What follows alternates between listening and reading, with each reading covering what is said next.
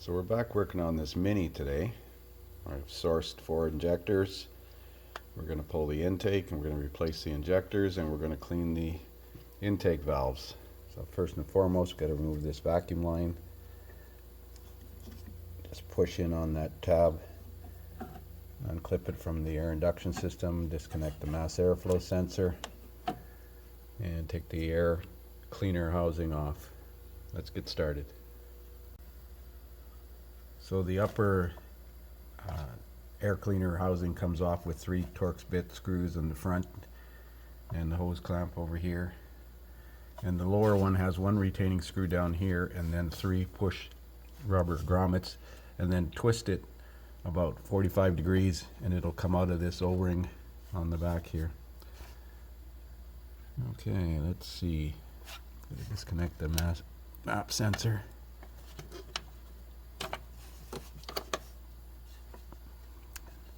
I know there's a brace on the bottom of this manifold.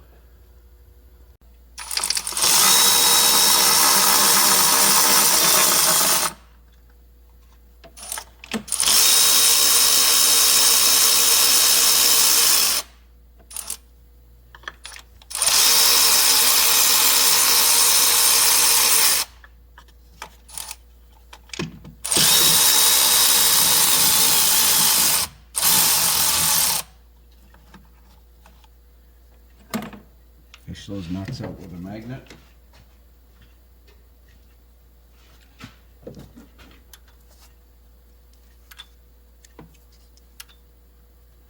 There should be one down at this end too. Right over here, yeah, there he is.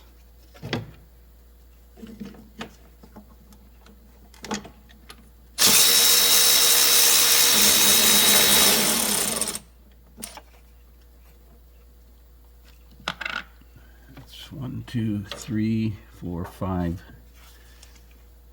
5 nuts. I gotta look at, there's a brace I know on the bottom of the manifold I gotta figure out. So loosen off the 2 hose clamps on the air induction pipe and remove that. And there's a rubber grommet here, I see, that goes inside this housing. So make sure that's in place.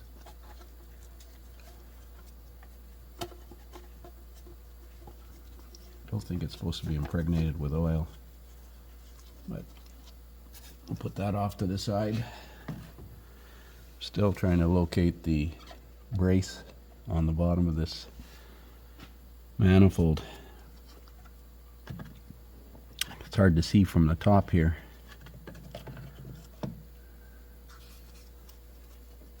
Well, I've got to look in the service information. So if you look up, way up, right in the middle of the screen, you see that bolt through the right inner wheel well of the CV shaft. Put that bolt right in the middle of the screen. We're going to get that with a long extension and a 10 mil flex. So I had to use a 1/4 inch drive flex because the 3/8 was too big. 3/8 drive was too big, so a 1/4 inch drive and about 24 inches of extension. Well, there it is out. It was stuck pretty good on the cylinder head. I thought I'd missed a bolt, but just wiggle it and it comes out. You have to disconnect the throttle body connector. This looks like a vent solenoid here, purge solenoid or something. It's probably a purge solenoid. And then you have to disconnect the hose because that hose, that one right there, goes through here. So I suppose I could have disconnected. I think that's the fuel supply line, I think. No, it's not. It looks like a vent hose. So anyways, we got the intake out. Let's have a look in the intake ports. So here we're looking in number 4 intake port. You can see the valves carboned up. Number 3 is not as bad. Number 2, carbon deposits on the valves, nice and gray. number 1.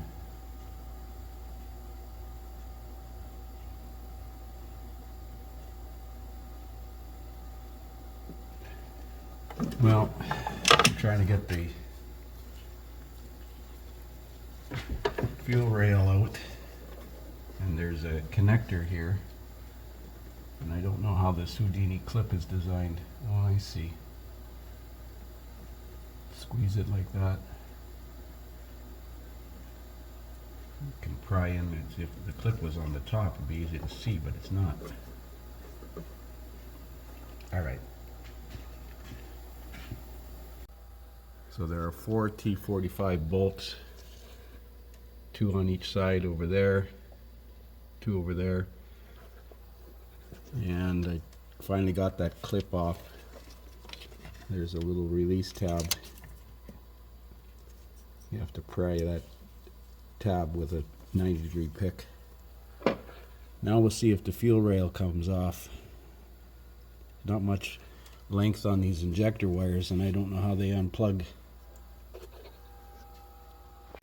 So there's the fuel rail off, but unfortunately the injector stayed in the head. And you release those connectors, you gotta basically get underneath them with a pick.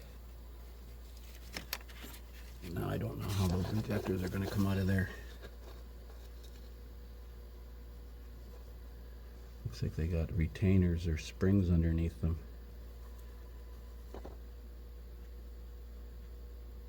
Well, this is not going very well.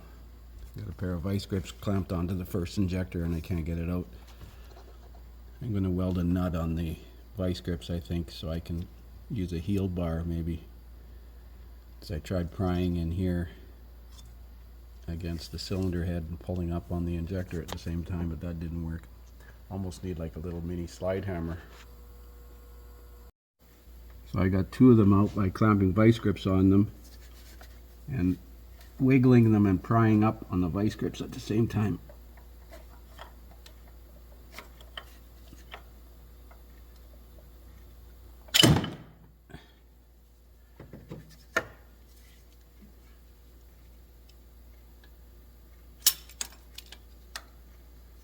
Obviously you're not using these injectors again.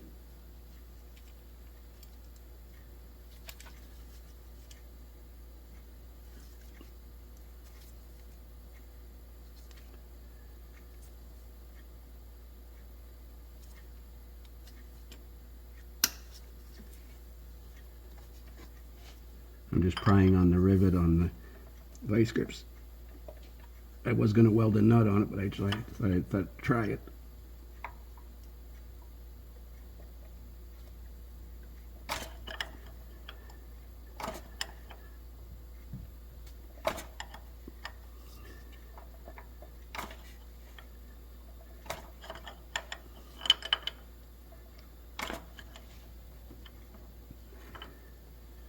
Well, I got 2 out so far. This camera out of my way. Well, that was fun. Got all 4 of them out. Pair of vice grips and this small heel bar. And a couple of other prying tools and twisting. And so now we have to reuse these retainers. I couldn't buy these. They come with an injector seal kit, but the injector seal kit costs more than the injectors. So I'm going to reuse these retainers. I'm going to clean the holes out with a little wire brush. So I use this little wire brush on a drill extension. And we got them pretty clean set up here. So you can see the wire brush did a pretty good job cleaning that. Now we're going to sandblast the intake ports. So I have to make sure the intake valves are closed. You can see that that one is open right now. I've capped the high pressure fuel pump with a fuel pressure fitting, and I've got a back pin in this connector here. This connector goes to the S terminal of the starter, and if I put power to that, it'll crank. So I'll bump it over and we'll watch the valves. Okay. Okay, so the valves are closed. You should be able to do number 1 and number 4, I would think.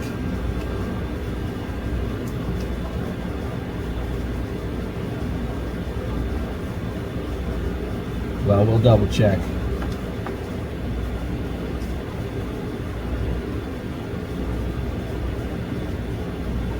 I'm not sure which one is the companion cylinder.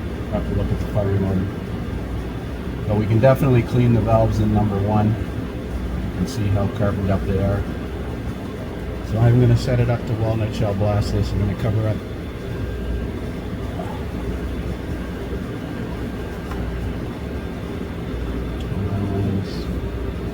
up this engine with plastic wrap, plastic tarp. So I got these adapters to go in the intake port, and this is the one that's supposed to be for a Mini, but it doesn't fit. So this one for the GTI will fit. It's a little snug, but it'll fit. Put that in the intake port, and you connect the shop vac to it and vacuum the walnut shells as you're blasting it. Takes a bit of coordination. So there's number 1 cleaned. There's still some residue of walnut shells in there, but that looks pretty clean. Well, there's still a little bit right there. I'm going to go in there and do that a little bit more. Repeat that 4 times. This is messy. I couldn't put my drop cloth. There was too much stuff in the way. So here's the new injector, and here's a resizing tool. Usually the seals are shrunk down enough to go in, but I like to put that resizing tool on there. And then this clip goes on. He's got the secondary seal here. And we'll put the injectors in. Rail back on, high pressure sensor plugged in at the bottom. Don't forget that, it'll be next to impossible to get to after. Connectors all blown out, and I got the manifold prepped. I'm going to put the seals in after I set it in there because I don't want to drop a seal. And we got to get this solenoid routed correctly. So as I said, that hose has to go through this. So that's why I took it off the bracket. Make sure those solenoids plugged in, the throttle body's plugged in. New gaskets on here. We're ready to put the intake on. So there it is, back together and running. I did put another set of plugs in because the other ones were fouled. I'm going to drop the oil and change it. And I'm going to put a new air filter in it as well. So let's have a look at the high pressure fuel pid. So the set point is 1175 and it's running 1175. So we're going to shut it off and turn the ignition back on and see if the fuel pressure rises.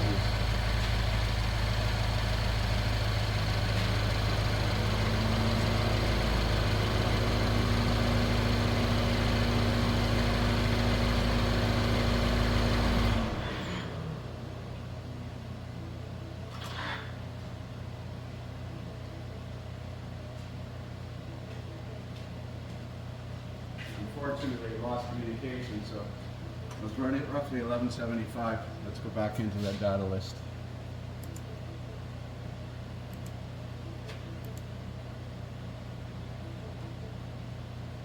During a hot soak after a shut off, the fuel pressure should actually climb, and we see it's climbing.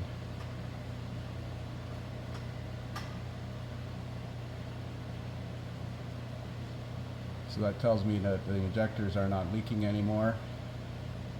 I'm going to take this thing for a road test and see how it runs.